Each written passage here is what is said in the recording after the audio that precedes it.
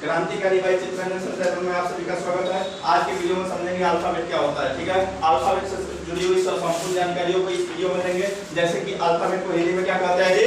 Alphabet को हिंदी में क्या कहते हैं? वर्णमाला।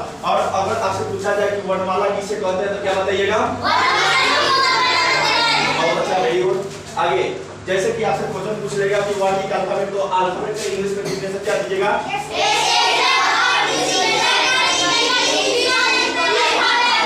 A set of 26 letters in English is called alphabet। अब आपसे क्वेश्चन पूछेगा कि अल्फाबेट को बताइए कितने भागों में बांटा गया है? कितने भागों में? 2।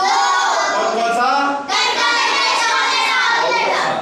अब हमने बताया कि नोट, यानी नोट में क्या लिखवाया है? कैपिटल लेटर को, यानी कैपिटल लेटर को ए से लेकर जेड तक के अक्षर जो होते हैं उसको इंग्लिश के कॉपी में ऊपर के 3 लाइनों में लिखते हैं। कितने? किसको? Capital letter. बात समझ में आ गया? नोट में देखिएगा, अंग्रेजी में कैपिटल और स्मॉल 2 तरह के अक्षर होते हैं। कितने तरह के अक्षर होते हैं जी? कौन कौन सा अक्षर होता है? उसके बाद मैंने बताया कैपिटल लेटर चाहे छपाई के हो या लिखाई के हो हमेशा ऊपर के 3 लाइनों में लिखा जाता है।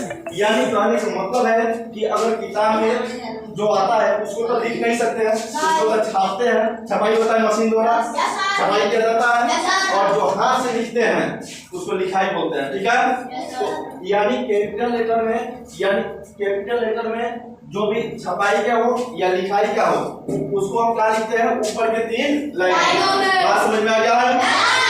उसके बाद हम बता रहे हैं स्मॉल लेटर को। जैसे स्मॉल लेटर में बी और डी, ए, एच, के, एल और टी को ऊपर के 3 लाइनों में, और जी, जे, पी, क्यू, वाई नीचे के 3 लाइनों में, तथा शेष अक्षर को जैसे कि A, C, E, I, M, N, O, R, S, U, V, W, X, Z बीच के 2 लाइनों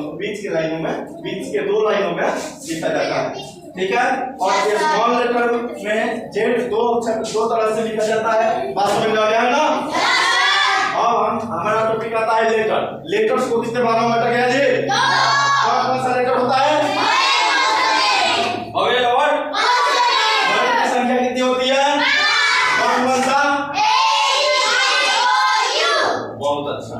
चलिए, तो हमने अगर क्वेश्चन पूछ दिया कि हवेल को हिंदी में क्या कहते हैं? स्वर। क्या कहते हैं जी? स्वर। अगर पूछा जाए कि स्वर क्या होता है तो वह अक्षर जिसका उच्चारण बिना दूसरे अक्षर की सहायता के सोया हो उसे हम स्वर कहते हैं। इंग्लिश में क्या बोलिएगा? बोलिएगा मेरे साथ बोलना है।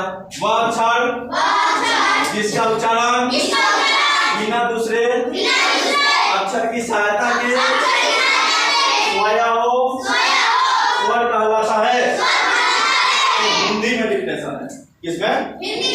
यानी आपको कहेगा परिभाषा बताइए स्वर का, तो इसे बताइए। बात समझ आ जाएगा?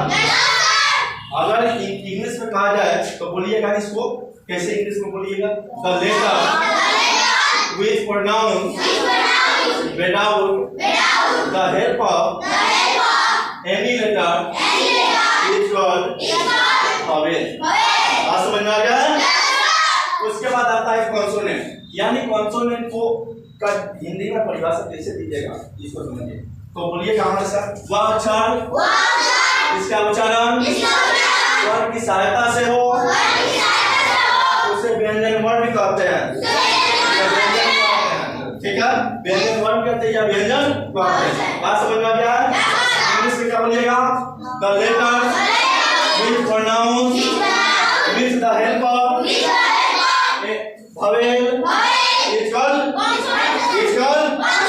सबको समझ में आया है? चलिए, थैंक यू। अगले वीडियो में फिर